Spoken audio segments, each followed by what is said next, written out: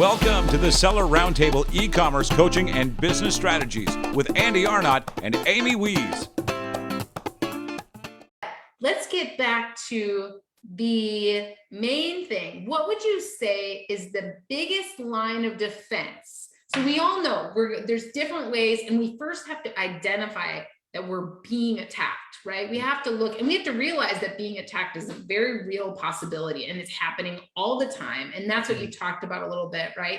But what is for sellers that are out there that are wondering, like, I wonder if my competitor's attacking me. What is their biggest line of defense? What are some things that they can do day to day to protect themselves from these types of attacks? Yeah, so using the back-end keyword abuse, those loopholes as an example, be very adept and agile with your flat files and reload every few hours to make sure that no one's overwriting your flat files and adding async contributions that don't belong there. And maybe that's just one tip, but that's just a way of thinking too. Be on your toes all the time. Understand, here's the second one. Understand that you can't take weekends off. You can't take weekends off on Amazon anyway. If you're not around, make sure somebody's watching things, because when do competitors love to hit you? Friday night, Saturday morning, when they think you're not paying attention. I mean, Amazon's a 24/7 thing anyway for most people, but if you're not working 7 days a week, make sure you've got a weekend crew. Make sure you've got somebody who's forwarding these notifications to you another way, by text or by phone, or some way they can reach you on a weekend, no matter how many events that your kids have that you're going to throughout the day on Saturday or Sunday. How many people contact me on a weekend because they got attacked Friday night? A lot. It's become standard. Prepare for that. Know that now before it happens. Have a Friday night plan, have a Saturday night plan, have a Black Friday plan and a Cyber Monday plan. It's not going to be the same as when you're all, I mean, these days, not a lot of people are working out of an office anymore anyway, right? Yeah. Whatever that money was that you used to spend on an office, stop paying for the office, keep working remotely, that's fine, but be creative and juggle work hours and work schedules a little bit, so that some people, I mean, when I worked at Amazon, I worked Sunday through Thursday. You know, that was a schedule that was great for me and for some members of my team. Have that agility. Don't be married to these concepts of like, well, we're going to do most of what we do on this business, this account, Monday through Friday. And that's one thing we are talking about at the Seller Velocity Conference is business structure and operations, not just like, how do you sell more on Amazon, or how do you, deal with this or that on Amazon? No, how do you function as a good running business? How do you communicate with each other better, right? A lot of the speakers we have this year, it's for selling anywhere, any channel, not just on Amazon. It's for creating SOPs for yourself as a business. Sure, SOPs related to specific Amazon problems. Sure, of course. Why not subdivide them on that level? And I love, you being a consultant for Amazon sellers. I love that you are focused on this conference on how can they do bigger things off of Amazon as well as on Amazon. So let's talk about this conference. It's going to be on the 23rd, which is a Thursday in Boston, Massachusetts. And who should attend and why? So growing brands, the content will not be beginner based or beginner level. If you're a new brand and you've grown quite a bit in the last 12 to 18 months, then this could be for you. If you're medium size, or of course, larger brands will be there as well. But it's higher level strategy for brands that want to manage things better, that want to be more effective in terms of cost management, in terms of not wasting time communicating with Amazon teams, in terms of identifying off Amazon marketing that works, other channels for selling, but it's also teaching survival skills, survival on Amazon and survival in general, because brands that are competitors of yours are going to figure this out if they haven't already, and they're going to be great selling brands with great word of mouth on Amazon, but also overseas and other marketplaces.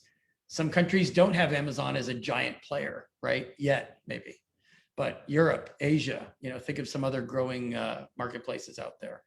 How to manage inventory better, how to manage your presence as a brand better, but just how to survive in terms of also, managing your ads.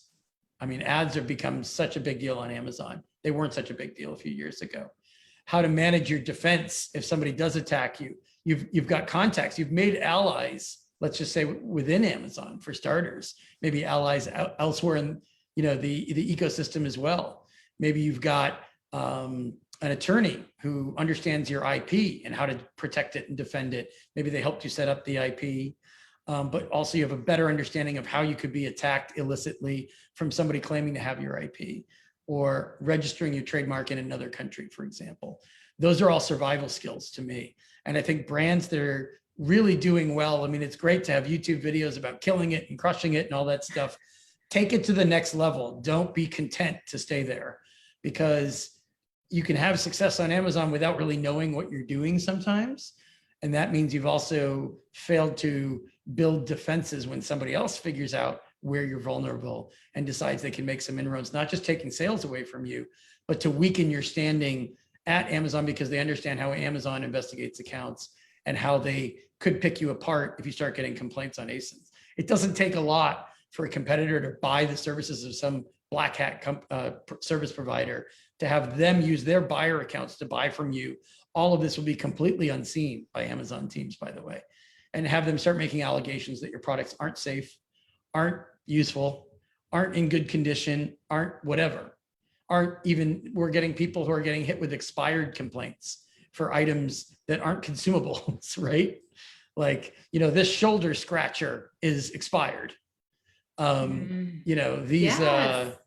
I've heard about that too. Yeah. So it sounds like back seller scratcher, velocity, I meant, not shoulder, sorry. It sounds like seller velocity, and I'm excited. I'm going to be there. Seller velocity is going to be, it's a one-day conference, and it's focused on resilience, really resilience and strengthening your business overall, and meeting with other business owners, getting that networking in, where we are building up our resilience and looking at how can we have a strong brand both on and off of Amazon. Yeah. What strategies can we employ to really strengthen our business overall, right? And I can talk a bit about format too, just really quick. It is a one-day event. Yeah.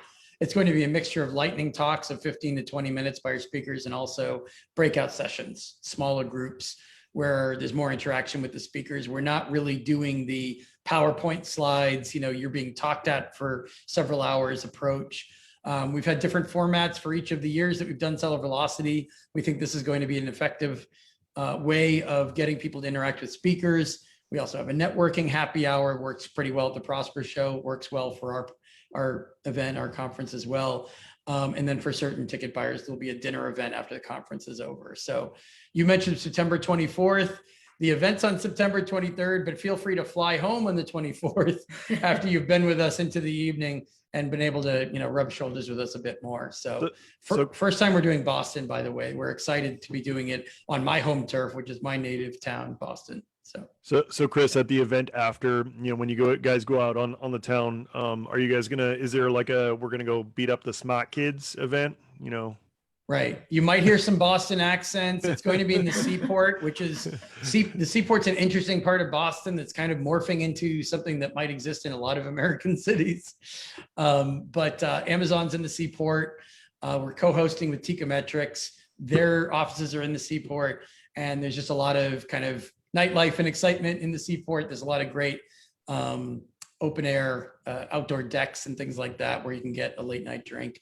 Hopefully at the end of September, it'll still be pretty warm. You never know around here with the year. I can guarantee there will not be any snow, okay? There will be no snow on September 23rd. The earliest we've had snow in this area the last, 10 or 20 years has been like October 27th or something like that. I will never do a conference here in October. You're testing fate there, Chris. That they also said, Idaho will never get over 100 for more than a few days. We've had like 20, 100 plus days here. So be careful what you say. Seattle heat wave. I just got back from Seattle. I wasn't here when it was 104, but in 2009, I was living there working at Amazon, and I think at the airport, it got to 103 degrees. That was the record they just broke. So anything could happen, but put me on record. I'm personally guaranteeing no snow on September 23rd. If there's a little early morning ice, that does not count. We're talking about snow, and snow here means like multiple inches of snow. We're not using Washington, DC or Virginia rules for snow, where there's a couple flakes and all the schools are closed. Yes, that's insane. Or where you are in San Antonio, right? Yeah. Yes. Well, I'm so excited I think it's going to be my first time in Boston, if I'm not mistaken. Awesome. So I'm excited about that. And I'm excited to be there with other business owners and learn all the things there are to learn there as well, as share some stuff. So we're looking forward to having you. Yeah, we really love to, on the podcast, also just talk to you as a business owner. And so we'd love to hear from you from a business owner perspective. And the toughest barrier, this is a hard question, the toughest barrier that you've had to overcome as a business owner, and how did you do it? It's tough dealing. We understand the frustration that sellers have when they're dealing with Amazon, and Amazon won't cooperate or won't communicate back with them. It's tough keeping emotion out of that equation. We know there's a lot of people that say, I want you to put this in the appeal. I want you to say that. And it's like they want to get something off their chest. It's not necessarily the best way of getting things done, unfortunately. If you have to do an escalation where you have to talk about how much revenue you've lost over how many days and how many teams you've been to who have refused to help, that's the right kind of emotion. We're struggling, as consultants sometimes with the wrong kind of emotion that people want to put in there, where they want to inject these little phrases like, oh, and say I never did anything wrong. Say I've been victimized here. Say Jeff Bezos wouldn't appreciate what we've had to go through. It's like wrong kind of emotion. Right kind of emotion is I could be selling more. I've given you everything you asked for already that you keep asking for, but you haven't read it and resolved it. This issue could have been done with and dealt with a long time ago, but it hasn't been handled properly. Then you're going to them with a valid and legitimate complaint about something they should have done, as opposed to the venting, right? We all love to vent. Sometimes we have to take a step back, count to 10. I mean, I understand it too. I'm dealing with the same stuff. Sometimes Amazon should just listen to what you're telling them, understand it, take the right action, and that's it, right? We go through this just as much as our clients do. It's frustrating to us too. Unfortunately, that's just part of the ball game when you're dealing with this sort of monolithic communication that they've decided to adopt.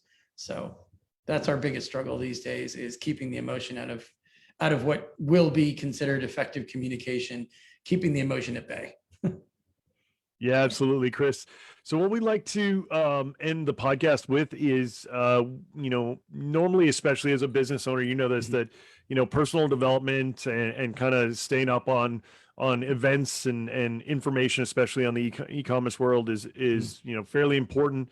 But are you really into anything in terms of personal development or anything you're reading, listening to that it's made a big impact in either your personal life or your business life? Everything I've been reading lately has been about Amazon's inability to track bad behavior and do something about it, as if it was an afterthought or they never anticipated it. And I was sort of a fraud investigator when I first got to Amazon. I did fraud investigation before I ever worked at Amazon. So I've been reading a lot of books about things like white collar crime. And I'm also trying to figure out all these black hat consultants that keep jumping in and out of the Amazon space. I'm trying to figure out why sellers are so willing to pay them money and then come back and say, well, we didn't know what they were doing with our money. So I'm trying to understand better. People think of white collar crime like Wall Street. They think about like US government employees being bribed or something like that. But all these stories are trickling out about Amazon employees doing things they shouldn't be doing on behalf of a brand or an account, or black hat consultants that you would look at their website and think, why haven't these guys been like sued or arrested or kicked out of the sphere, the world of Amazon a long time ago? I'm trying to figure out why people aren't fact checking more before they hand their money over, and why, and also not just sellers. Why is Amazon tolerating this abuse and this bad behavior without addressing it and trying to clean it up more aggressively? Is it just because agencies of the US government don't understand it and haven't pushed them enough? Is it just because the media hasn't really, pulled on the thread of that sweater to figure out what's going on inside that mess? You occasionally see these stories, you occasionally hear about lawsuits and that type of thing, but that's what I'm reading a lot about. I've read book after book about business fraud, about people deceiving investors, and about Amazon, not understanding that white collar crime also involves how they manage the marketplace and how ineffective they are at reducing bad behavior too. And those are the books they need to be reading if it's happening under their noses and if they're not detecting it soon enough. Otherwise, they're discouraging brands from launching new products They're discouraging businesses from investing more in Amazon, and they're encouraging people to explore all these other channels off Amazon to sell their stuff. And if you talk to Jeff Bezos, that's the opposite of what he wants, right? He wants more people investing more and selling more selection, better prices on Amazon, not so discouraged that they can't defend themselves on Amazon that they have to explore these other avenues. Yeah, I completely agree. It's funny. My dad and I were having this discussion recently. It's like, I feel like there's a lot of missing moral compass just in modern business in general, Yeah. right? When you have people like Bill Gates and Steve Jobs as these put up on these pedestals, not to say neither one of those guys are brilliant businessmen, Right. but the whole, if I like lie, cheat, and steal, and it doesn't hurt too many people, it's okay. That was a discussion my dad and I were kind of chatting about, and it is interesting these days that I think that a lot of people are justifying, kind of, people Or might they're be just having greedy. that, or greedy. Well, greed is Yeah. definitely part of it, but just And having if that, no one like, stops them from being greedy, they get more greedy. right, and Yeah, that yeah. internal voice, they're quieting that internal voice that says like, hey, this might not be the right thing to do. Mhm. And not to say that nobody can be perfect for their entire life, right? But I feel Right. like that's really something that I've been noticing, and in what I've been doing a lot more, trying to be have the utmost integrity in dealing with clients and everything else. So that's an interesting point, and I think that if you don't have integrity, which I feel like Amazon definitely is lacking a lot of integrity in terms of not having these things in place in order to to help those issues, Right. that the trust in the platform is going to be lost. And I've been saying this for years, is I feel like Amazon is the MySpace of e-commerce, and people laugh at me for that, just like Yeah. you did, Chris. Just like I just chuckled. Yeah. Right. I just like the reference to MySpace. That No, has yeah, nothing to do no, with what but you're I saying. mean, if you really look at it, my personal belief and opinion is that if this continues, that's why people left eBay, right? Is the loss of trust in the platform. And I feel like if Amazon doesn't get their act together, I think that is definitely going to happen. Now, who takes them over, that's a whole nother discussion. But anyway, sorry, I kind of went off on a tangent No, there. that's okay. I mean, I think Amazon, could be facing a Roman Empire type moment some years in the future, where it takes a long time for, took hundreds of years for the Roman Empire to decline. But, if enough years go by and they feel like they can act like a monopoly, they feel like no one's going to catch up, they feel like sellers are never going to go to another marketplace, eventually they will cause their own decline. I mean, they're investigating how they can compete with private label brands with their own brands. So if they got to the point where they saturated the market with their own brands to the point that no other brand mattered, that's a different story. I mean, that's just that's more like world domination than a monopoly. But they are going to eat their way slowly through retail, but they have to just keep in mind that if they discourage people and burn people out on their way of doing business, eventually somebody will come with another alternative. And if that alternative is attractive, and if it's done right, if a company does what Amazon did when it really was day one at Amazon, and it is possible for somebody to create a competitor like that, they might slowly start losing business and then siphon off larger bits of business because they don't adapt and change quickly enough to how that other competitor is doing it, right? Yep, absolutely. It would be very enticing if somebody was like, we're going to charge you fewer fees. We're still going to give you access to a wide. I mean, look at if somebody just made a deal with, let's say, TikTok. Hey, we're doing a marketplace just based on TikTok. Right. And all these, competitive videos with YouTube, we're going to have everything's going to be marketplace based on sales, content married to sales, and opportunity for sellers to create a new marketplace and get in on the ground floor. Really? No one would be interested in that. They would just keep doing the same old thing at Amazon. Right. I mean, that's not the way I view it. Yeah, absolutely. I've been saying for years that, that if Facebook, either partnered with FedEx or somebody like that with the distribution network, it would be game over for Amazon. Not immediately, but they would take a huge chunk out of that market, I think, personally. But all right, Chris, last but not least, how can people get a hold of you? Right. And so I know I mentioned the conference, sellervelocityconference.com. We talked about it being September 23rd here in Boston. There's also virtual tickets available for it. So I'll give you guys some information to share with listeners on that. ecommercechris.com. We've got a contact form if you've got problems with obviously an account suspension or any listing takedowns or any abuse related issues or listings that went down. You're not even sure if it's abuse or not, just run it by us there. Feel free to mention that you listened in on this podcast, and we'll definitely show you some worthwhile attention. So happy to help. Awesome, Chris. Thank you so much for being on. Really appreciate it. Some great info. If you guys haven't joined us live before, please do so. sellerroundtable.com/live. We have been live streaming this, but we don't always do that. So you might miss some stuff. As we end the broadcast and the recording here, I'm going to ask Chris a few selfish questions, which you would probably want to know about too, but that's the teaser to get you to come into the meeting because we love when you guys ask questions. I'm going to ask him about search, find, buy. And if he's seen any suspensions about that, don't answer, Chris. I'm going to ask him about that as soon as I end this. So next time, join us live, sellerroundtable.com, and you'll get some of the super secret, double super secret, behind the secret door information if you join us live. Thank you so much for joining us on the Seller Roundtable. Have a good day. Thank you. Thanks, guys. Thanks for tuning in. Join us every Tuesday at 1 p.m. Pacific Standard Time for live Q&A and bonus content after the recording at sellerroundtable.com. Sponsored by the ultimate software tool for Amazon sales and growth, sellerseo.com and amazingathome.com.